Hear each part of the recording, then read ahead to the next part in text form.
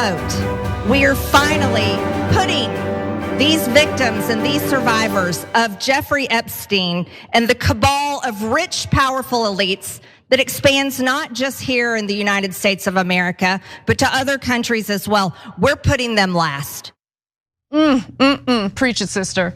That was Republican Congresswoman Marjorie Taylor Greene delivering a speech on the House floor today as the House voted overwhelmingly in favor of the release. Let this be the marker. Let this be the reference for you when someone tries to act like Donald Trump is not guilty of that which he is accused. A lot of people will add, well, you don't really have any evidence of this. And of course, we don't have any hard evidence. There's no video of it that we know of yet.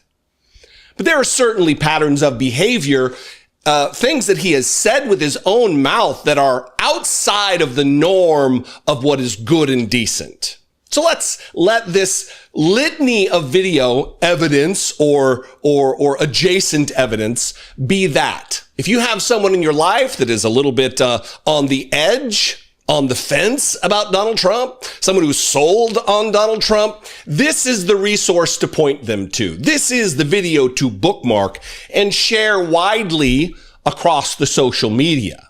Let's begin with what kind of a good and decent family values Republican talks about having sex with his own daughter while she's sitting right next to him on the couch. I have an issue with it then. If they were using her to... I don't think Ivanka would do that inside the magazine, although she does have a very nice figure. I've said that if Ivanka weren't my daughter, perhaps I'd be dating her. You know? Stop it! Oh, it's so weird. Stop. You know what? You are sick. Yeah. And for those who want to make excuses for this kind of abhorrent, disgusting, destructive behavior, we know what he's talking about. When he says, perhaps I'd be dating her, he doesn't mean go down to the soda fountain and have a malt. He means sex. That is what Donald Trump means when he says, if Ivanka were not my daughter, perhaps I'd be dating her, because he thinks of her that way.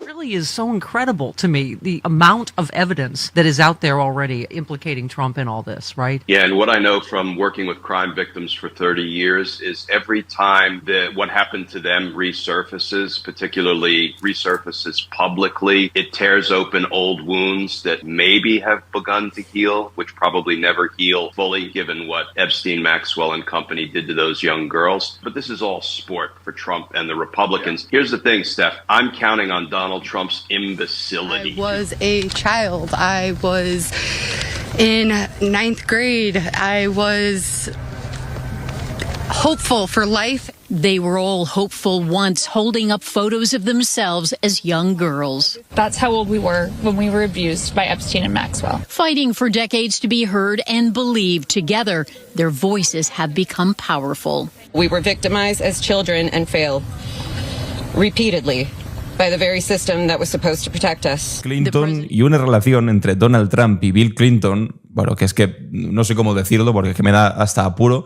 pero se ve bastante bien representado en esta imagen que están haciendo circular ahora mismo. Las redes sociales en Estados Unidos son un auténtico disparate, es un circo, pero ya veis aquí a Bill Clinton y debajo a Donald Trump. Algunos diréis, ¿qué es esta locura? Bueno, pues esta locura, amigos, es otro de los correos de Jeffrey Epstein que se están filtrando durante estos últimos días, que es un mensaje de 2018 entre Jeffrey Epstein y su hermano Mark, en el que mencionan lo siguiente, aquí de repente, escondido entre muchos mensajes, dice, hablando de Donald Trump, ask him if Putin has the photos of Trump blowing booba.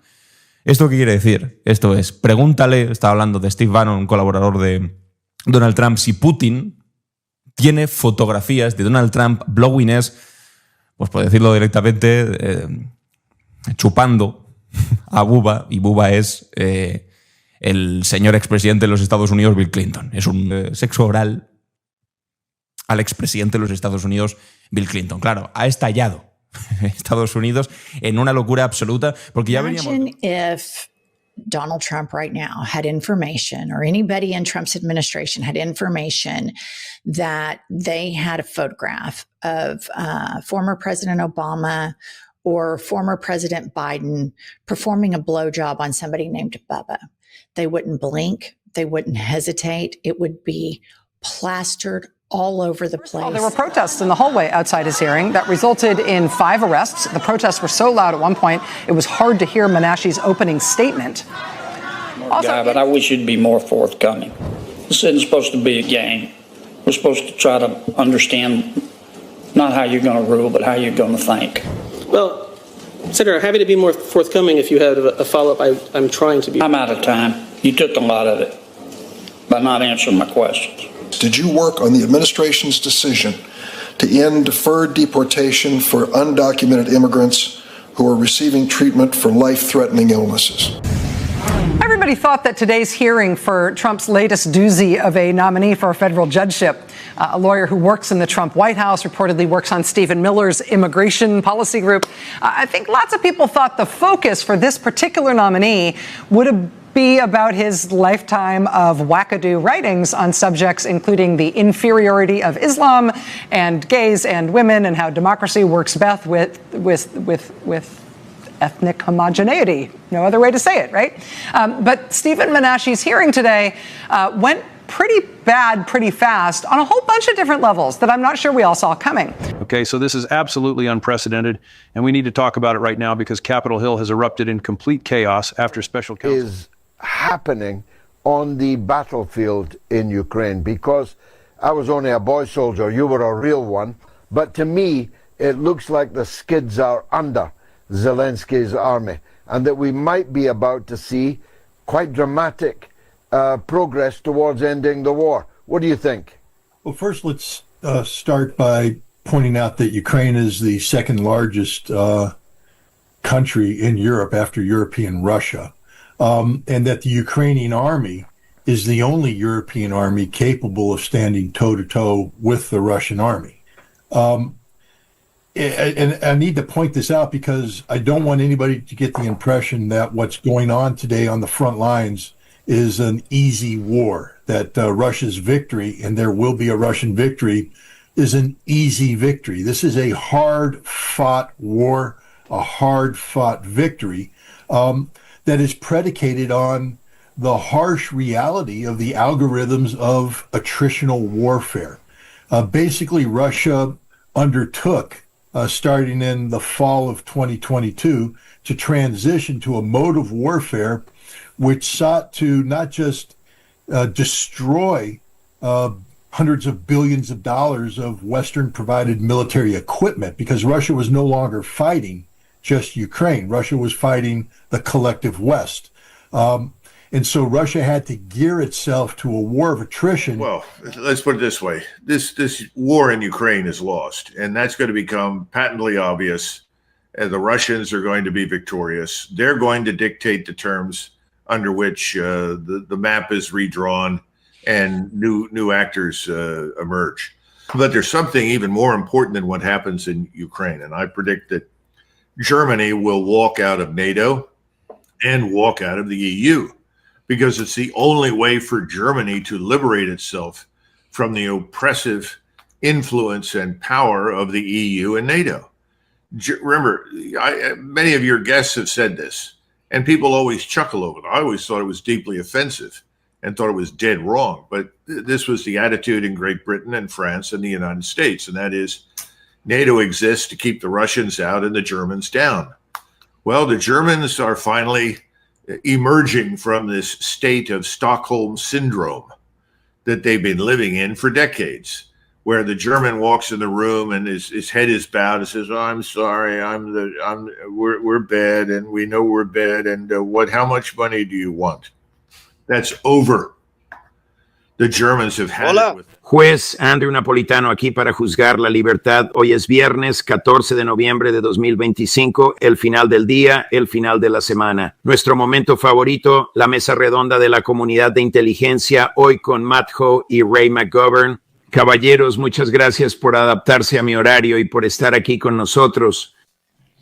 Ray, primero te pregunto a ti, ¿consideras que la Unión Europea tiene la capacidad de reemplazar de manera efectiva a los Estados Unidos como principal benefactor de Ucrania o de lo que queda de Ucrania? Oh, esa es fácil. La respuesta es no, de ninguna manera. bien situada a quien conocemos, pero que no quiere que mencione su nombre al aire. Dicen que el presidente Zelensky no regresará a casa. Agradecido por la oportunidad de poder unirme a ustedes, juez y Ray. Considero que la realidad es que si él no regresa, otra persona ocupará su lugar. Alguien que proviene de la extrema derecha, la ultraderecha, el ámbito nazi dentro del establecimiento allí en Ucrania. Surviving abuse and fighting for justice, Giuffre recalled begging Epstein to step in after the unnamed politician forced her to beg for her life. But the pedo coldly told her it was simply part of her job. After she pointed to Israel's Prime Minister Ehud Barak in court filings as one of the many elites who had graped her, a claim he has repeated. So that's who she's talking about. Ehud Barak, Prime Minister of Israel. In her memoir, she first met the Prime Minister on Epstein's private island in 2002 when she was just 18. She was ordered to escort him to a cabana, but the man made it clear as soon as they were alone that he wanted violence. He repeatedly choked me until I lost consciousness and took pleasure in seeing me in fear for my life. Horrifically, the Prime Minister laughed when he hurt me and got more aroused when I begged him to stop. I emerged from the cabana bleeding from my mouth, vagina, and anus. For days it hurt to breathe and to swallow. The politician graped, and so there he is. That's your good guy. The state of Israel was founded by terrorists. No, this is not hyperbole. No, this is not a metaphor. The state of Israel was founded by terrorist groups. Before Israel's founding in 1948, there were three main Zionist paramilitary groups. These were known as the Haganah, the Lehi, and the Irgun. It was these three paramilitary organizations that merged together and later became what we now know as the IDF, or Israeli Defense Forces. It was these three paramilitary groups who were designated as terrorist organizations by both the UK and the United Nations that would become responsible for implementing Plan Dalit, the blueprint for the ethnic cleansing of Palestine. In July of... para hablar. Primero, ¿cómo estás? Pues acá estamos un poco preocupados con todo lo que está pasando. Bueno, es una preocupación grande porque la situación internacional refiere a otros momentos de la historia, pero creo que hay un gran cambio muy importante y es que en este momento de la historia argentina, la Argentina está en el lado de las democracias liberales, de la libertad, acompañando en este caso a Israel, pero podría acompañar a cualquier país como Ucrania que sufre las consecuencias de los regímenes autoritarios, autocráticos. Esto no es un tema solamente y personalmente de nuestro gobierno hacia Israel, sino hacia una concepción de la vida, del mundo, y creo que eso es lo más importante. Cultural, ¿no? Es mucho cultural, más que un tema... En primer lugar, Argentina ha sufrido 2 atentados y Argentina está en una zona donde hay una presencia activa de 2 fuerzas que son aliadas, una directa y otra aliada a Irán, que son el Hezbollah, que está en la triple frontera de Paraguay, Brasil y Argentina. También se ha visto en el último tiempo presencia en Iquique, en el norte de Chile. Sí. El año pasado...